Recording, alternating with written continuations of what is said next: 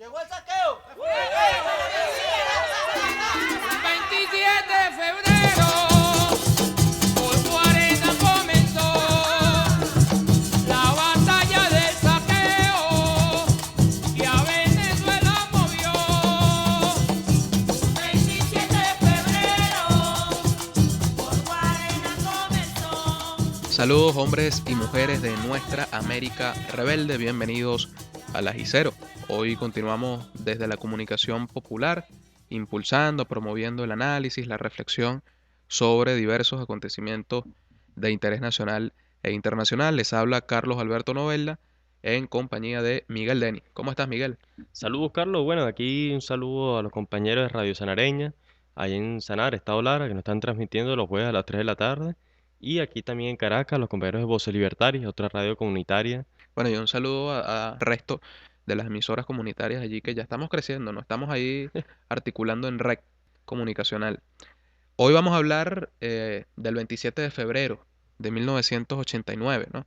Más allá que es importante refrescar como un ritual del pueblo en lucha año a año, ya son 25 años de esos sucesos que siguen marcando la historia de nuestro país y de la lucha de nuestros pueblos. Pretendemos aquí hacer, bueno, un resumen fundamental de las razones para la insurgencia popular, pero fundamentalmente tomar elementos allí de esos acontecimientos que nos permitan interpretar la realidad actual de Venezuela en este proceso de tensiones de los últimos meses y que nos den claves para la actuación como pueblo, como diversas expresiones de gente de a pie, de gente que vive de su trabajo. Bueno, el 27 de febrero fue la gran rebelión popular que da origen a este proceso revolucionario y que es el punto culmine de un proceso que desgaste que tenía el sistema político de la época, el sistema político de los adecos, de los copellanos, que el año 83, que ahí esa devaluación que le dicen el Viernes Negro, empieza, bueno, un proceso de ajustes económicos, de una crisis económica, de esas crisis cíclicas que se sufre el rentismo. En tal caso, hay un movimiento popular que viene creciendo, viene tomando espacio con una, se puede decir, una vanguardia colectiva, más sobre todo en el movimiento estudiantil, que va tomando mucho la calle y que va permeando al resto de sectores. También hay una importante huelga obrera en el año 88, está el marzo merideño, y concretamente ya en febrero del 89, desde el 24 de febrero, ya vienen sucediendo varias protestas estudiantiles, cada vez más con más fuerza, en rechazo total a los ajustes económicos que comprendía entre liberación de precios, el recorte de gastos sociales y bueno, unas relaciones con elementos como el Fondo Monetario Internacional, que hacían era acrecentar la brecha económica que había entre los sectores más pobres, que ya eran el 70% del país, y los sectores acomodados históricamente. Y bueno, el 27 de febrero, toda esa tensión acumulada, todo ese proceso de movilización da para una explosión popular que asume esa lucha contra el paquete económico y la asume de la manera más directa y confrontativa posible.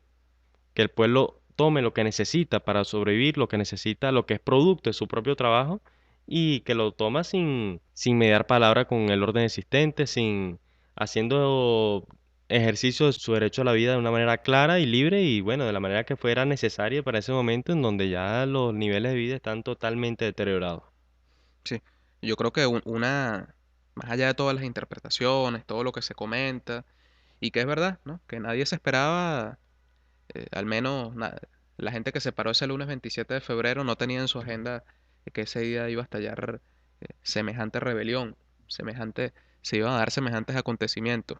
Ya se venía creando a partir del movimiento estudiantil, sobre todo, que fue un espejo, que fue quizás el espejo donde el pueblo de Caracas y de las ciudades periféricas de Caracas, donde fundamentalmente estalló la rebelión popular, fue el espejo de lucha que a lo largo de esos años 80 el pueblo sirvió de espejo, ¿no? El pueblo se miró en base al ejemplo de esos sectores estudiantiles que insurgían, que se rebelaban frente al orden dominante en las universidades y en los liceos, que tuvieron importantes luchas.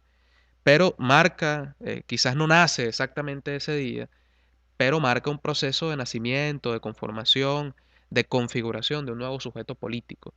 Un sujeto político no, nuevo para un sistema, para la sociedad mediática dominante de aquel entonces de Venezuela, hegemonizada por el bipartidismo, Acción Democrática y COPEI, con una idea, bueno, del modelo de Estado, el modelo de vida americano, muy ya, que tenía importante peso en la mentalidad de la sociedad venezolana, a través de los medios de comunicación que tenía importante fuerza, pero que el pueblo pobre, el pueblo que se acordonó en las faldas de la ciudad de Caracas era absolutamente invisible.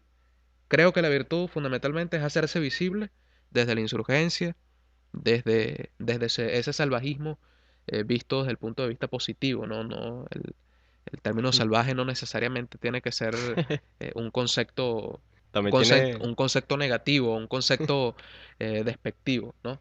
y bueno, Rompe, en todo caso, en resumen, rompe también con esa lógica, también muchas veces se ha somestigado y que no es un hecho político. y Eso es debatible en todo caso. Yo creo que también, si lo veamos siempre desde la óptica racionalista, desde la lógica que la política se hace a través de los canales que te plantea el orden, que te plantean las constituciones, que te plantean los sistemas y los pactos sociales, puede ser visto también como el ejercicio, la insurgencia de un nuevo sujeto político que va tomando fuerza, que se va conformando en el transcurso de los años 90 y que conforma toda esta corriente popular del chavismo, pero también es un sujeto político que ejerce precisamente la política a partir de otros medios, a partir de medios hasta ese momento no convencionales, no que indignaban a la moral de los grupos de poder de aquel entonces. bueno, y todo esto transversalizado totalmente por una represión terrible del Estado, donde llega a haber más de 3.000 asesinados, causando, bueno, un saldo realmente y una historia negra en las páginas de Venezuela. Pero bueno, en este programa también queríamos hacer un énfasis, no tanto bueno, lo que fue el hecho histórico del 27 de febrero, sino lo que viene después. ¿Y qué pasa después del 27 de febrero? ¿Qué pasa después de esa gran rebelión? Vamos a empezar aquí el programa con nuestra primera entrevista, la compañera Daniela Hinojosa. Y bueno, adelante, producción.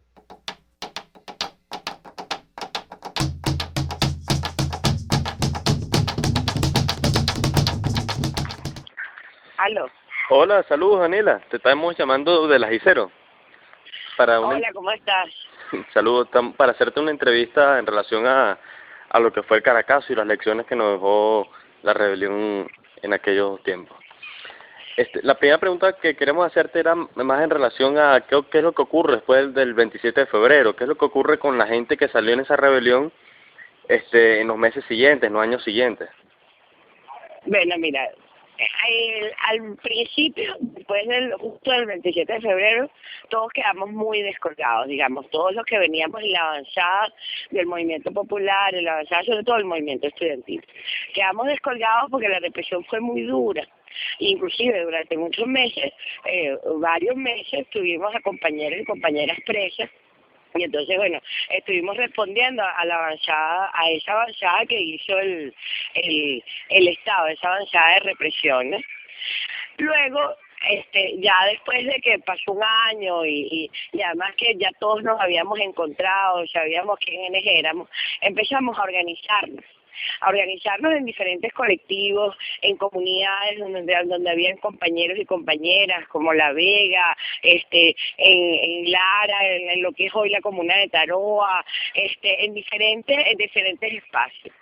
Yo particularmente empecé a participar en los cineclubes, que fue un espacio importante para los compañeros y compañeras que veníamos del cine, que estábamos tratando de hacer comunicación alternativa, ¿no?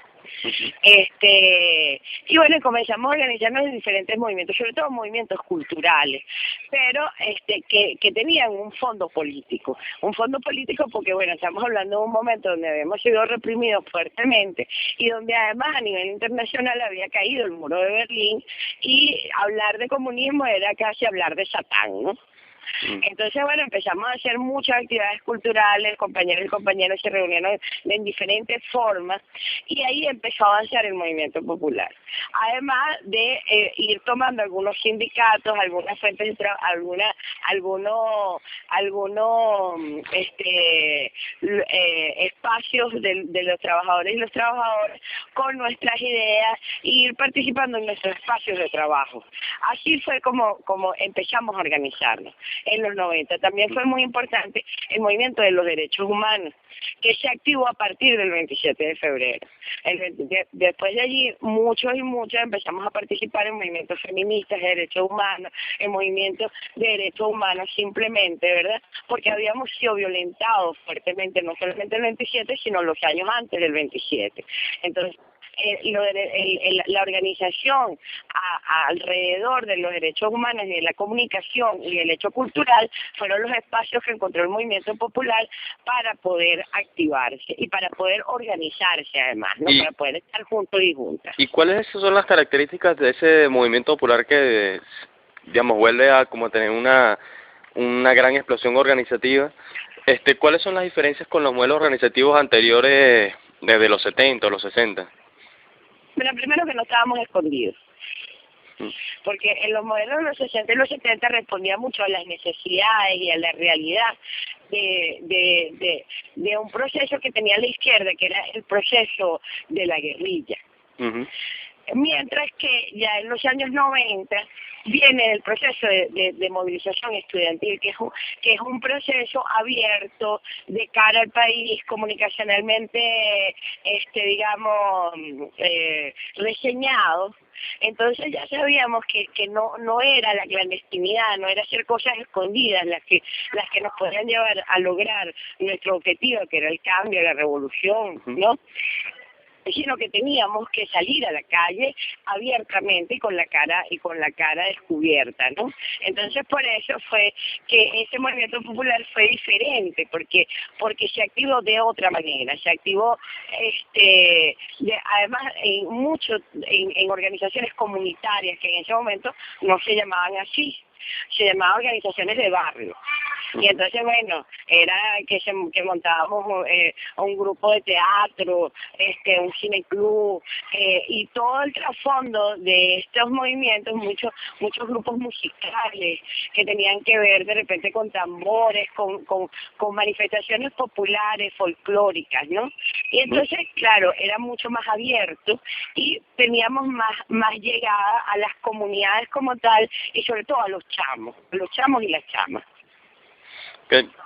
Y tengo entendido que empieza también con un modelo de organización más autónoma con respecto de los partidos políticos. Ajá. Sí, porque además es verdad, cuando el movimiento estudiantil se deslinda de los partidos políticos, que es a principios de los 80, ¿verdad? También ese movimiento popular que de alguna manera, donde activamos los compañeros y las compañeras, que antes fuimos el movimiento estudiantil, ya estábamos deslindados de los partidos políticos de izquierda, porque eso detenía mucho la organización. ¿Por qué la detenía? Porque cuando tú pones una organización al servicio de un partido, lo pones al servicio de intereses que van mucho más allá de la propia organización popular, ¿ves? ¿Por qué? Porque entonces, porque la dirección del partido tiene tal o tal cual política y no es de su interés que se organice tal comunidad o que confronte tal conflicto por el agua, por ejemplo, ¿no?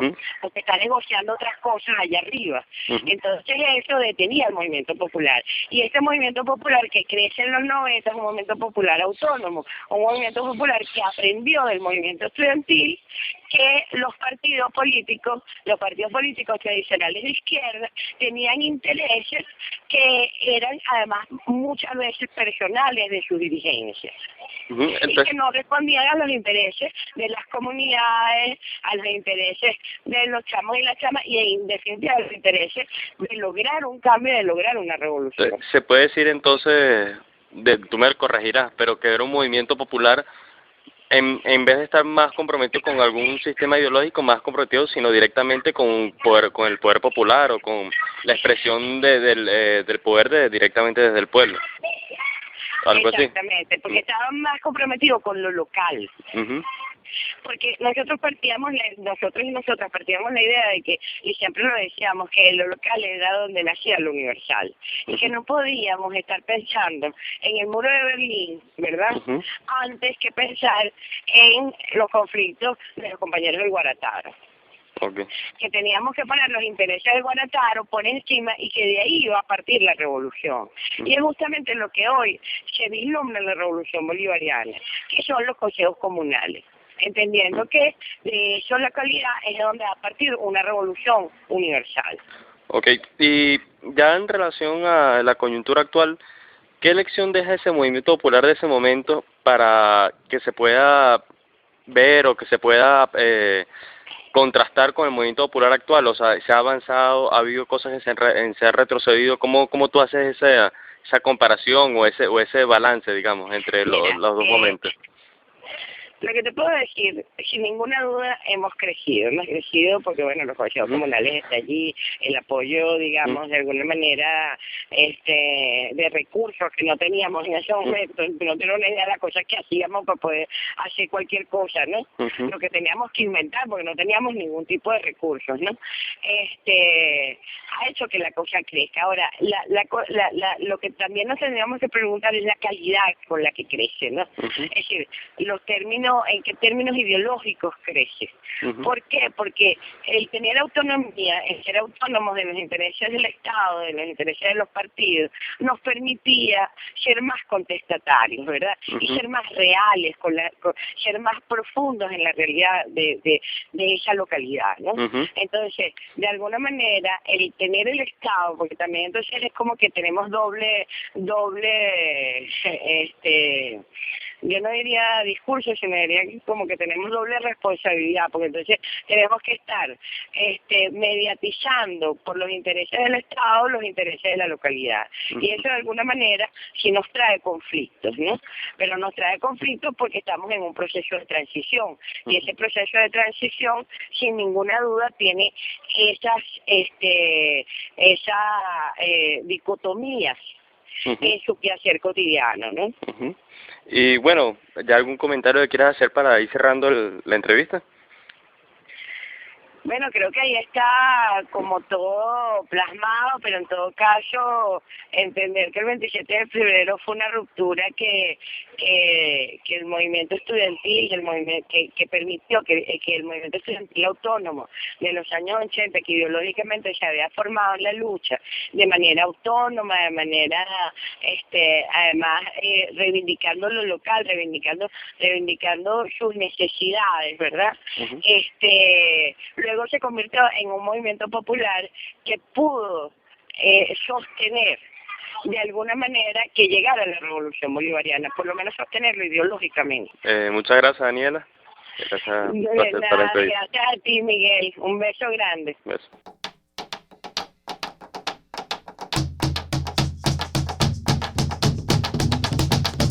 Bueno, un agradecimiento a la compañera Daniela, quien nos dio una perspectiva, creo que muy importante y necesaria para analizar lo que ocurre en el movimiento popular en los primeros años 90 y que también para compararlo en la situación actual, con la coyuntura actual, con el movimiento popular actual. Yo rescato ahí dos puntos importantes.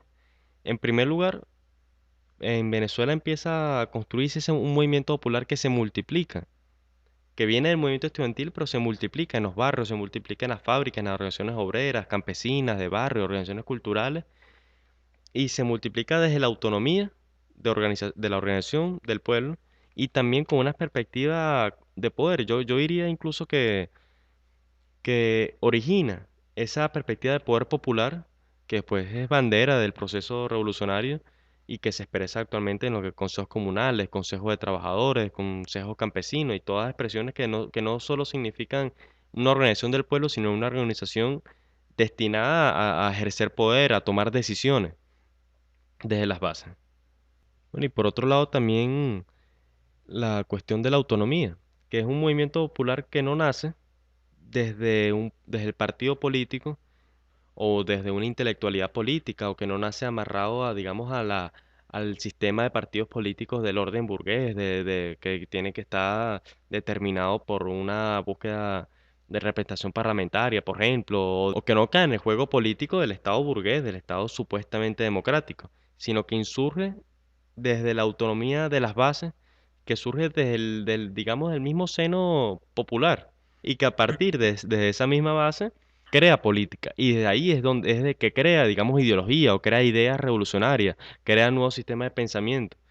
Sí, el 27 de febrero, como hemos analizado, es el parto histórico de un sujeto político que se hace visible, ¿no? Y que pisa con fuerza como colectivo, como expresión social, el escenario de la política nacional. Sin embargo, bueno, en el desarrollo del tiempo se suma, el 27 de febrero es un elemento potenciador de ese movimiento popular en su construcción, en su masificación y diversificación a nivel del territorio nacional. Sin embargo, bueno, una tendencia que la hemos venido evaluando y a la par, bueno, los últimos acontecimientos que se suscitan en el país es que cantidad no implica calidad revolucionario o movimiento, ¿no? Y pese a la cantidad de personas, cantidad de expresiones, bueno, organizadas, que de una u otra forma en lucha desde sus territorialidades, desde sus espacios por la conquista del poder para hacer una revolución social, también vemos muchas expresiones de ese movimiento popular que lo que hizo también fue delegar, se ha venido perdiendo, en resumen, ese sentido soberano originario, ¿no? De ejercicio directo del poder, de la soberanía, del gobierno propio, ¿no? De no queremos ser gobernados, sino que queremos gobernar. Se ha perdido por la delegación, por el paso, por la delegación del poder al estatus Al Estado. establecido, sí, al Estado, a la dirigencia, a la autodenominada, en muchos casos, dirigencia revolucionaria. Sí, o sea, un proceso donde los movimientos populares empiezan a tener acceso a recursos, empiezan a tener acceso, bueno, digamos, a niveles de poder dentro del Estado y logran multiplicarse, bueno, como es ahorita, por ejemplo, los consejos comunales, las comunas, son cientos, cientos y miles de personas organizadas, por ejemplo. Sin embargo, la autonomía y la capacidad de movilizarse autónomamente, la capacidad de generar propias convocatorias, propias acciones desde su propia fuerza, para, por ejemplo, en la coyuntura actual, poder combatir a una derecha que está empezando a tomar las calles, esa capacidad se ha perdido mucho. Yo quisiera poner el ejemplo, por ejemplo, de la marcha del 27 de febrero de hace algunos días, Unos cuantos días. en donde no pudo haber una convocatoria autónoma, por lo menos en Caracas, los movimientos populares, bueno, la movilización estuvo totalmente signada por el PSUV y por una burocracia que ahorita realmente está más bien dirigiendo más que un proceso revolucionario, un proceso de conciliación, de restauración de un status quo que nada tiene que ver con ese espíritu rebelde del 27 de febrero. Justamente como tú decías, o sea, hasta qué punto se mide y se contrasta la calidad del movimiento revolucionario, la calidad como justamente como movimiento autónomo, como movimiento que crea poder desde el pueblo, y se contrasta con su cantidad. Y Lo cual no desmerita, bueno, el trabajo que a lo largo de este tiempo, el crecimiento, las expresiones maduras, las expresiones de poder real que se han venido construyendo, de parte de muchas expresiones, de muchas agrupaciones autónomas, populares. claro, y también Pero en términos generales ha sido finalmente el encauzamiento por canales ajenos a los intereses propios de nuestro pueblo. Y algo, bueno, claro, lo de la marcha del 27 de febrero lo digo en la experiencia ya más personal que tuvimos aquí en Caracas. También tenemos entendido que en Lara, en Mérida, se generaron experiencias más autónomas, experiencias signadas por ese espíritu de lucha. Pero bueno, que lamentablemente son experiencias puntuales y que debería ser, por lo contrario, deberían ser experiencias que abarcarían todo el país. Una cosa bien interesante también es cuando hablo también de encauzamiento. El espíritu, lo mencionamos al principio, rebelde, subversivo, ¿no? Términos positivos, en términos valiosos para la construcción revolucionaria, ha sido encauzado o fue encauzado a lo largo de los siguientes años y todavía pagamos las consecuencias o vivimos las consecuencias de esas decisiones. bueno, que discutibles, debatibles, habría que evaluar también los escenarios, cuáles, como movimiento popular, cuáles eran las posibilidades de, de abordar la situación. Pero después del Caracazo hay instituciones del Estado que salen absolutamente desprestigiadas. Bueno, por un lado, el bipartidismo, los partidos políticos, incluso no solamente los partidos políticos de el status quo, como lo son, eran Acción Democrática y COPEI, partidos políticos de izquierda. Y más allá de los partidos, el MAS, la causa R, que incluso salieron descalificando los sucesos. Pero es una crítica primero a la organización, o al menos esa es una interpretación personal, a la organización de la lucha política a través de los canales partidistas. En segundo lugar, hay instituciones que quedan absolutamente, y es como la paradoja, una institución como la Fuerza Armada Nacional, que a partir, bueno, de la represión y toda esa política, esa política de terror ejercida y represión de parte del Estado, una institución que queda absolutamente desprestigiada, vuelve a lo largo de este proceso histórico a tomar legitimidad a partir del liderazgo de Chávez y a partir, bueno, de este nuevo concepto de unión cívico-militar, ¿no? Y a partir de la insurgencia del año 92. Y otra institución que queda deslegitimada es la institución del voto. Y paradójicamente, ¿no? Luego en las elecciones del año 93, altísimos niveles de abstención, en la que fue electo Rafael Caldera, que por cierto significó una extensión del paquetazo de Carlos Andrés Pérez y de la salvación del pago de la crisis de parte de los pobres y la salvación de los ricos como política de Estado. Pero esa institución del voto estaba absolutamente, estaba cuestionada, al menos los representantes de ese status quo no movilizaban a ese ejercicio democrático del pueblo venezolano, del pueblo trabajador, y luego vemos cómo toda esa furia social, todo ese potencial subversivo ha sido canalizado, ¿no? Y eso es otro elemento para el debate, desde la base, por la vía electoral, por el coyunturalismo electoral y por jugarnos la vida electoralmente permanentemente. Claro, y esa se renueva esa institución restándole poder a todo ese movimiento popular que busca más en construcción de otro tipo de poder, que no está en el Estado, sino está directamente, bueno, en las organizaciones populares, ¿no? Ahora, ¿por qué en esta coyuntura actual, con este movimiento de la derecha que está en la calle, nosotros queremos recordar este tema? Que no solo también porque estamos en el mes de febrero, sino también porque estas características, este movimiento popular, son en este momento muy necesarias, terriblemente necesarias, para de alguna manera defender este proceso revolucionario, un proceso que cada vez, por el accionar de la derecha y también de la burocracia, que empieza a crear mecanismos de conciliación cada vez más formales, cada vez más legitimados, entonces como cada vez se hace mucho más necesario que el movimiento popular vuelva a autoconvocarse, vuelva a movilizarse desde su propia fuerza, desde sus propios intereses y vuelva a construir poder sin delegarle una direccionalidad al Estado. O sea, vuelve a crear mecanismos de su propio poder. Y eso también en la discusión económica tiene mucha cabida. Lo que es repensar la crisis económica y la crisis de productividad desde una salida popular, desde una salida que tiene que ver con las comunas productivas, que tiene que ver con las empresas de producción social, que tiene que ver con el control obrero en las empresas del Estado, que tiene que ver, bueno, con una lucha por la producción en manos del pueblo.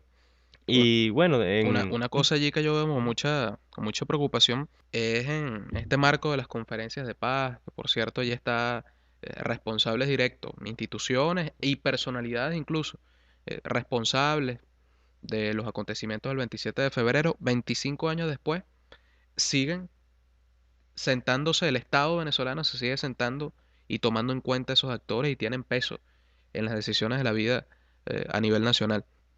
Actores como Fede Cámara, por ejemplo, y el llamado bueno, la cantidad de empresarios que están asistiendo a esas mesas de diálogo, a esas conferencias de paz. sí, bueno, aquí hay dos puntos de lo que ha sido el accionar de la derecha en esta coyuntura. Por un lado, se crea un movimiento de calle muy violento, de claro índice fascista por su, bueno, por su característica xenofóbica, todo el tema anticubano, toda la Quizás no a nivel general, pero sí una claro, parte con unas expresiones importante. muy importantes. Y también, bueno, con un claro, un sentido muchas veces clasista, racista. ¿no? Que se va creando dentro de algunos grupos de, que protestan violentamente. Y bueno, un caso que es el caso del estado Táchira, el estado justamente cercano a Colombia, con mucha influencia paramilitar, donde estos grupos violentos han empezado a generar un nivel de edad grave y donde es necesario justamente la presencia de ese movimiento popular a que consolide una territorialidad para poder defenderse de estos grupos fascistas. Bueno, esa es una cara ahorita que está tomando la derecha y la otra cara, que es la que estamos hablando, que es el empresariado, que son algunos políticos de oposición que se la dan de centro izquierda, tipo Henry Falcón y estos grupos, que van a esta Conferencia Nacional de Paz a discutir con el gobierno prácticamente unas condiciones de pacificación en donde los que discuten, los que están en la mesa de discusión, son los grandes sectores de poder económico, pero no están, Y está la ausencia del pueblo. Ese y pueblo, la ausencia exactamente, como tú decías, la ausencia totalmente del pueblo, en donde, por ejemplo, en la mesa de discusión económica están presentes cientos de empresarios pero no está presente ningún sector trabajador, o no están presentes, por ejemplo, delegados de empresas de producción social o de empresas bajo un control obrero o de comunas productivas. No, los que discuten economía en esa conferencia de paz son los empresarios. Entonces, el proceso revolucionario, ¿dónde queda plasmado? Podemos claro, discutir la discuten, economía del discuten país. economía porque aparte Mm. de los empresarios son los empresarios privados. Son, han permanecido y siguen teniendo el poder económico. Los grandes medios de producción de este país, comerciales, industriales, son hegemonía o son mayoría privada, en todo caso. Por ello, bueno, el gobierno nacional en esta situación, bueno, de crisis política, económica, social, a nivel general, bueno, recurre al diálogo con estos sectores tradicionalmente poderosos. Pero más allá de eso, yo aquí considero que el Estado actúa de manera coherente con lo que ha venido haciendo, con lo que ha sido su política, que viene incluso de Chávez, que ahora con Nicolás Maduro, que es tender permanentemente puentes para el diálogo, para la realización, bueno, de lo que se llama la burguesía nacionalista, bueno, para el desarrollo económico, entre comillas, del país. Yo creo que eso no debería sorprendernos, pero sí es el tema de la ausencia, en la perspectiva económica, dentro de la discursiva revolucionaria y socialista, del sujeto popular, del sujeto trabajador como actor económico. Y la línea que un momento hubo de un impulso a la producción social, de que se crearon unas empresas sociales, se expropiaron algunas otras empresas y bueno, por lo menos hay una línea de propuesta de crear un sistema productivo social, más allá de todas las críticas burocráticas que este mantuvo, es una línea que parece abandonarse totalmente y en donde el sujeto productivo con mayor importancia o casi o prácticamente el único que está en la mesa de discusión es el sector productivo privado. Y que bueno, enlazándolo con los círculos históricos, es el sujeto productivo que causó la rebelión del 27 de febrero y la represión, y por supuesto que fue garante de la represión de ese 27 de febrero. Y es el sector productivo que sigue de manera abierta, de manera bien campante, imponiendo condiciones económicas. Y no hay un criterio, porque el tema no es tampoco satanizar de una vez el encuentro o el diálogo, sino en qué condiciones se dialoga. Ahora, en esta coyuntura que está llegando a tener síntomas muy graves, es importante replantearse desde el movimiento popular, desde el tejido social organizado, bueno, cómo accionar y replantearse digamos, la acción revolucionaria desde las propias fuerzas del pueblo. Es importante ahora justamente lo que veníamos hablando, recuperar esa autonomía, ¿ves? Que se expresó después del 27 de febrero en las organizaciones populares, recuperarlas para poder ponerle frente tanto a esos movimientos fascistas que vienen generando altos niveles de violencia, donde ahí es importante decir hay que empezar a prepararse, hay que empezar a tener una política dirigida a lo que es la defensa de los territorios populares, defensa de las comunidades populares, defensa de las empresas populares y de todo tipo y de las conquistas que se han logrado en este periodo, pero por otro lado también de defensa frente a lo que puede ser un pacto de conciliación, de lo que puede ser una estabilización social pero en favor de las clases altas que parecieran que siguen gobernando el país.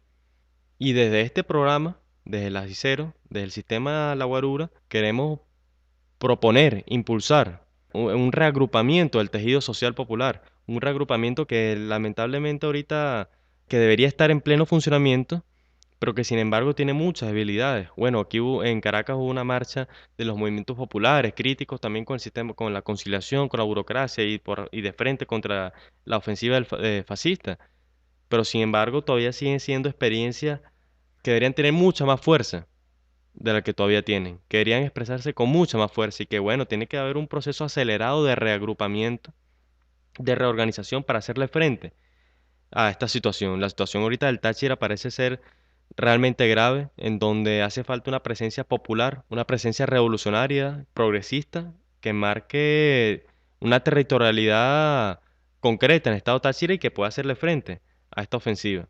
Yo creo que también es importante la articulación de las diversas expresiones del movimiento popular, de los movimientos trabajadores, con una claridad que no tenga miedo, que tenga autonomía en la actuación, pero que también tenga autonomía discursiva, que va de la mano, ¿no? Que no tenga miedo a denunciar, por ejemplo, este caso, el tema de las conferencias de paz, como una acción evidentemente conciliatoria, como una reproducción de un nuevo pacto de cúpula, donde el pueblo pobre, donde el pueblo trabajador no tiene poder de decisión, sino que ha sido llevado por el pragmatismo empresarial, por la culpabilización, por la puesta de condiciones de los grupos económicos, de poder económico, y por la culpabilización de la crisis económica, fundamentalmente por la alta inversión social que tiene el Estado venezolano. Y con eso que dices, es importante realzar una consigna que ha venido agarrando fuerza entre el movimiento popular, que es el diálogo es con el pueblo.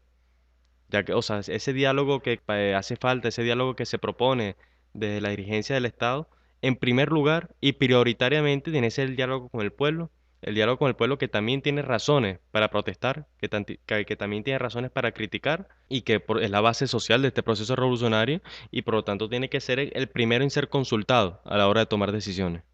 Bueno, de aquí, de la ICERO, queríamos hacer una propuesta clara al movimiento popular, aprovechando este espacio comunicacional, para proponerle la construcción de un plan popular de acción revolucionaria, un plan que pueda marcar una agenda del movimiento popular, que le permita volver a traer a la calle toda esa irreverencia, toda esa rebeldía que ahorita recordamos de ese 27 de febrero, que ahorita recordamos de ese movimiento en los años 90, que pueda marcar frente a, bueno, esta coyuntura grave que se está presentando por un lado de la conciliación, por otro lado de la ofensiva en la calle de la derecha, y frente a lo que hay que tener, bueno, una movilización autónoma, una postura autónoma que permita no solo defender el proceso revolucionario, sino radicalizarlo como único camino que se presenta para poder preservarlo y para poder mantenerlo en el país. El llamado es concreto a construir una agenda de acción revolucionaria, un plan popular de acción revolucionaria. Sí, bueno, es una necesidad como movimiento popular la construcción a partir del debate, a partir de apelar, de retomar el principio constituyente, los principios originarios de este proceso histórico y que nos diferencie también que nos agrupe como colectivos, que nos agrupe como clase social, ¿no? En contradicción con el capital, en contradicción con los que nos explotan desde el punto de vista político, pero también la explotación concreta, económica, real, expresada en fe de cámara, expresada en los grandes corporaciones nacionales e internacionales, que es un enemigo a divisar, el que el gobierno nacional se siente de manera abierta, sin prejuicio, nos debe alertar como pueblo y debemos asumir precisamente una actitud cuestionadora, ¿no? Ver cómo individuos como Lorenzo Mendoza son capaces de sentarse a dialogar sin ningún tipo de problema con el gobierno nacional, O más bien al revés, como el gobierno nacional no tiene ningún tipo de problema para sentarse con los empresarios. pero no es primera vez. Lo que pasa es que hoy se evidencia en este marco, bueno, de conspiración abierta, pero hemos visto en otros momentos históricos, hace un año, bueno, como Lorenzo Mendoza se sentaba con Jorge Arriaza y imponía los precios de diversos productos de la cesta básica, de la alimentación básica del pueblo. ¿Qué trabajador, qué miembro del poder popular electo desde la base, con un trabajo concreto en el seno del pueblo trabajador, va a poder sentarse en algún momento con el presidente de la República, Nicolás Maduro, y poder establecer los precios, ¿no? Eso sigue siendo hasta ahora en Venezuela, ¿no? Monopolio de la burguesía nacional. Es la molestia, es la necesidad, bueno, de manejarnos, de articularnos de manera autónoma y la necesidad, bueno, de iniciar un proceso de lucha frente a estas desviaciones del proceso revolucionario, pero que se basa en un programa concreto, con unas reivindicaciones de clase y bajo los principios de discusión colectiva, de participación. Y hay propuestas necesarias, como el caso de impulsar las empresas autogestionarias, las empresas de producción social, las empresas bajo el control obrero. Eso es una perspectiva y es una discusión básica que dar. Pero también en otras áreas, desde el punto de vista político, desde el punto de vista social, cultural, etcétera. Un programa amplio, un programa que nos pueda, bueno, precisamente aglutinar como movimiento popular y que nos permita, más allá de exigir, más allá de una actitud de subordinación o de exigencia frente al Estado, frente al poder constituido, también la posibilidad de construir poder en base a ese programa. Bueno, esto fue Las y Cero. En este momento, por la coyuntura nacional, con mensajes claros, no al fascismo, pero tampoco no a la conciliación y por una agenda propia del movimiento popular que le permita una acción revolucionaria que solo esté atada a los intereses del pueblo y a ningún otro interés, ni económico ni político. Y tener claridad que el diálogo es con el pueblo y entre el pueblo que vive de su trabajo, el pueblo pobre, tomando también esa consigna expresada en alguna pared originada de esa vorágine de acontecimientos del 27 de febrero, que solo el pueblo salva al pueblo. Les habló Carlos Alberto Novella en compañía de Miguel Denis a través de Radio Sanareña, también Voces Libertarias. Esto ha sido El Ajicero. Estamos agregando el debate, problematizando la realidad nacional desde la comunicación libre y militante, esperando allí que este programa sea difundido y sirva para generar espacios constituyentes, espacios populares para la construcción de un programa de acción del movimiento revolucionario, del movimiento popular. Agradecemos a Satia Rengifo, que está en la producción. Miguel Denis me acompañó. Carlos Alberto Novella, quien les habla. Reiteramos el saludo a Radio Pantano de Coro, Estado Falcón, quien nos está transmitiendo, la emisora comunitaria. Un saludo a Giovanni Rodríguez, al portal Aporrea y a todas las redes de radios comunitarias de todo el país. Esto es Radio Guarura TV. Estamos agregando el debate a través del Ajicero, pero también estamos aportando en el impulso de la moral combativa, en el impulso de la moral de nuestro pueblo para la construcción del socialismo, para la construcción de un nuevo modelo de sociedad. Saludos, Radio Escuchas. Esto fue El Ajicero.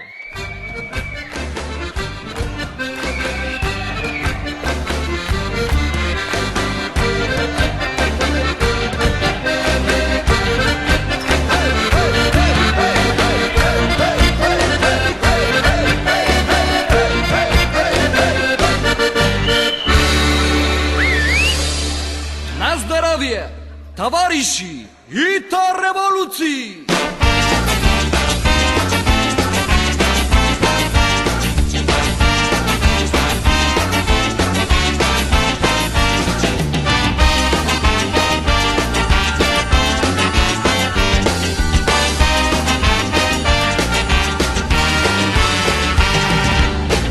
Se acuerda del 17 a principios del siglo XX, cuando el vodka despertó en una revolución. Se sació la sed de la pobre gente, buscaban su solución. La dura resaca le hizo frente a aquella revolución.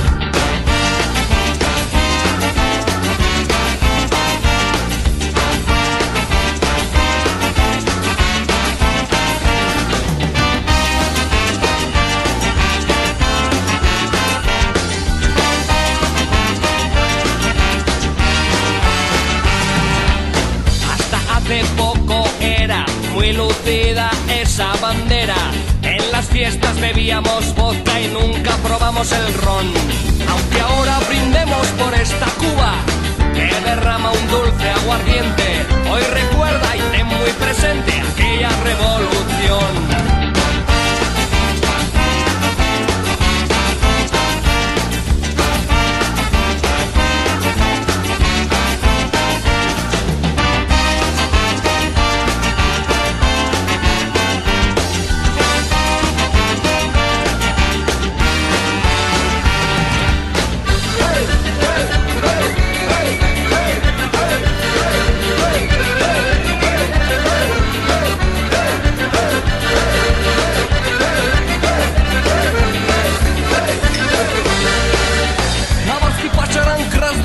Grodylzja i zdarowa basko. Dispią za wodku i na mnie protivin i rom. Dispią za tie, kto chodzi ustalić czas. Derby, Tavarici, Osasuna,